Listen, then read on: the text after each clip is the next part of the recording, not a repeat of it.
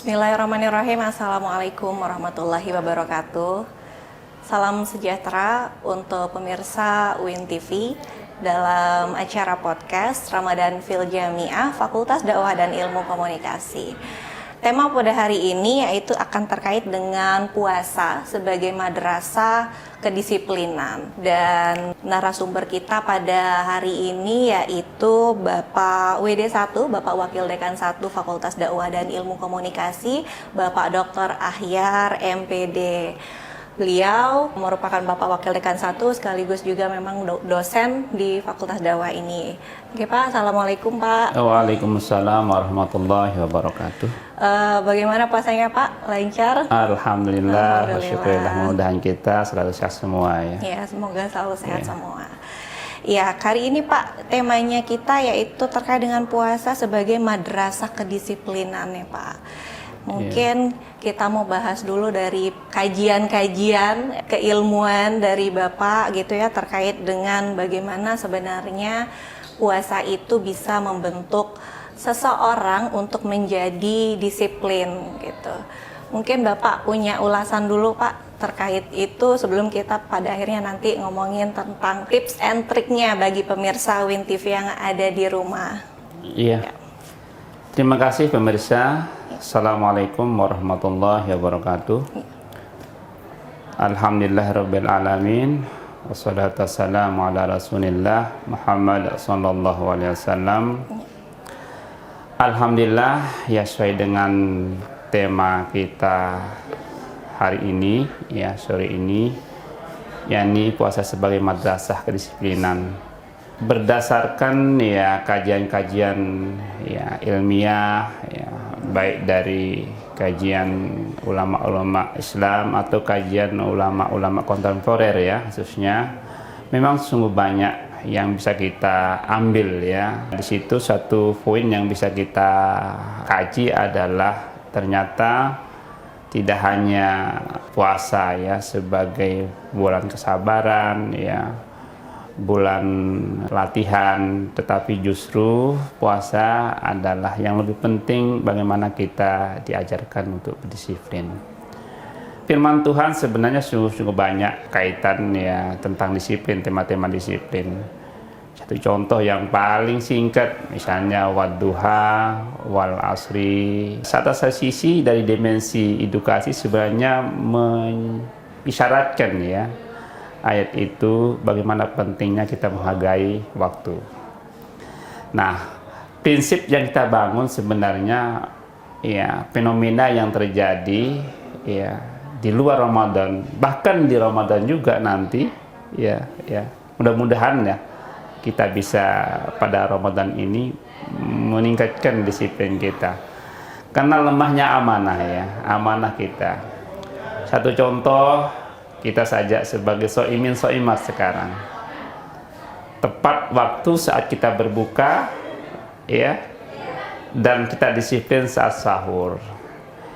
Sebenarnya ada dimensi lain. Kalau kita amanah dari aspek lain juga cukup banyak dalam realitas ya, terutama kita sebagai ya, terutama misalnya sebagai mahasiswa, sebagai dosen dan masyarakat ya, apalagi ya dalam konteks yang lebih luas, misalnya kalau misalnya sebagai pedagang ya harus amanah, sehingga nanti amanah memunculkan sikap disiplin ya itu.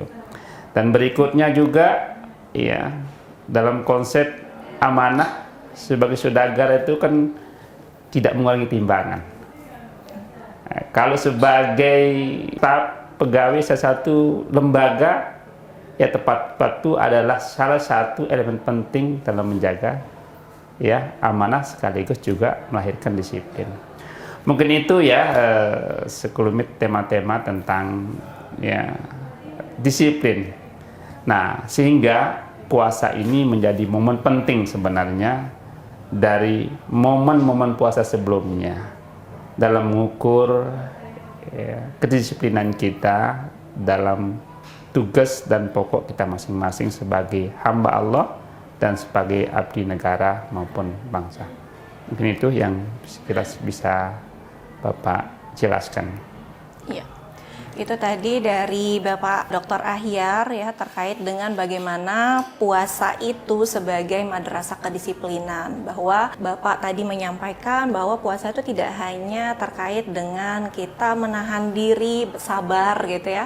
Terkait dengan menahan diri mulai dari kita tidak boleh makan dan minum, sabar terkait dengan amarah, tetapi juga bahwa di situ kita harus disiplin terkait dengan waktu berbuka, waktu sahur, kemudian harus amanah juga terkait dengan tanggung jawab kita sebagai manusia. Kalau yang pedagang, amanah dengan sebagaimana dia sebagai pedagang, gitu ya, tidak melebih-lebihkan timbangan, gitu. Bagaimana juga profesi-profesi yang lain yang amanah dengan profesinya masing-masing sesuai dengan tupoksinya, yang pada akhirnya perilaku amanah ini akan berimbas kepada kedisiplinan. Jika kita kaitkan dengan puasa tadi ya, terkait dengan waktu ya, puasa terkait dengan waktu, kapan harus berbuka, kapan harus sahur, itu sudah tepat, sudah ada waktu yang tepat yang tidak bisa kita nego 1 menit kayak 2 menit gitu ya. Sudah ada waktunya, sudah ada batasnya kapan kita harus berbuka dan sahur, dan di situ ada kegiatan-kegiatan juga selama bulan Ramadan yang mengharuskan kita untuk jadi teratur gitu ya, teratur menjalani ibadah puasa itu sehingga berimbas kepada disiplin, perilaku kita jadi lebih disiplin, lebih teratur gitu, mulai dari bangun tidurnya, kerja sehari-hari dengan cara yang amanah, kemudian kapan harus membuka puasa dan lain-lain. Seperti itu nggih Bapak? Iya. Iya. Oke. Selanjutnya Pak, tadi itu secara teoritisnya seperti itu ya, secara kajiannya seperti itu. Kemudian gimana Pak tips and trick yang bisa Bapak berikan kepada pemirsa UIN TV di rumah untuk meningkatkan kedisiplinan gitu? Karena kan waktu Ramadan ini hanya 1 bulan ya, dalam waktu 1 tahun yang kita nantikan nih, momentum yang luar biasa bagi seluruh umat Islam ya, mungkin bagi teman-teman mahasiswa juga yang menyaksikan di sana. Gimana sih membagi waktu gitu supaya tetap disiplin menjalani ibadah puasanya tapi juga kuliahnya tetap oke gitu. Mungkin ada tips and triknya dari Bapak, Pak. Ya, terima kasih Mbak. Okay. Jadi sederhana dan bahasa kita simple itu ya. Mudah-mudahan sebagai media yang cukup unik dan menarik. Yeah. Karena kita sebagai insan yang beriman ini ya.